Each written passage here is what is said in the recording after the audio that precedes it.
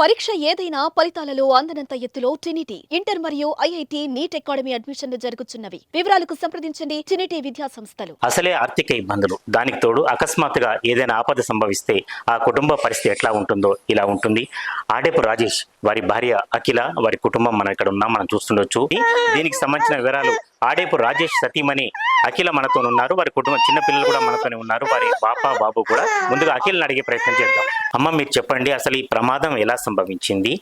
మీరు సుమన్ టీవీ ద్వారా ఏం ఆశిస్తున్నారు? మీ బంధువుల స్నేహితుల నుంచి మీరు ఏమనుకుంటున్నారు? అసలు డాక్టర్లు ఏం చెప్తున్నారు? గురువారం రోజు నైట్ 11 గంటలకు పడుకున్నాడు సార్. పడుకొని లేచి కాసేపు కూర్చున్నాడు. తల బాగా నొప్పి లేస్తుందని ఒకటేసారి అకస్మాత్తుగా పడిపోయింది సార్.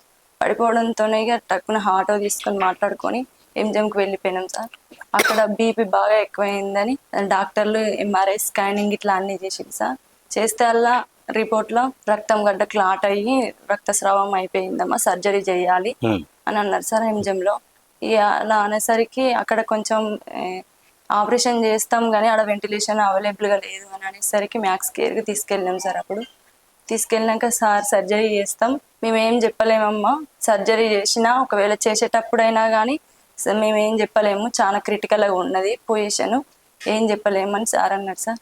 సరే సార్, మరి సర్జరీ చేస్తేనన్నా కొంచెం 50% మాత్రమే ఛాన్స్ ఇస్తా అన్నారు సార్.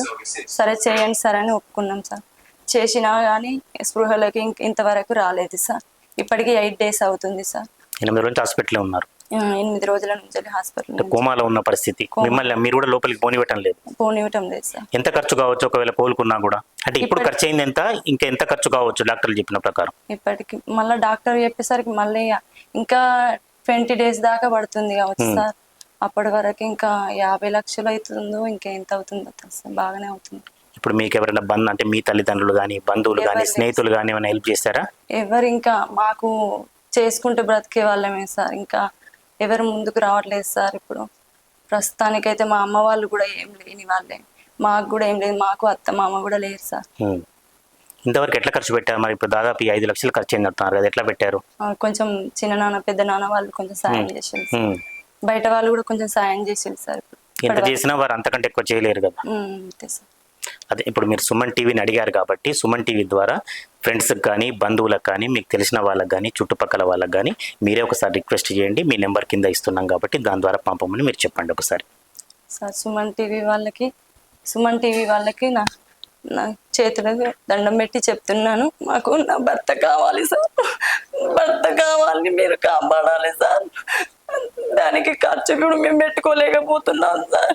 నాకు 2 పిల్లలు ఉన్నారు సార్, వాళ్ళు బతకాలి అంటే వాళ్ళు బతకాలి అంటే నాకు ఇప్పుడు డబ్బులు పెట్టుకునే స్థితిలో లేను సార్.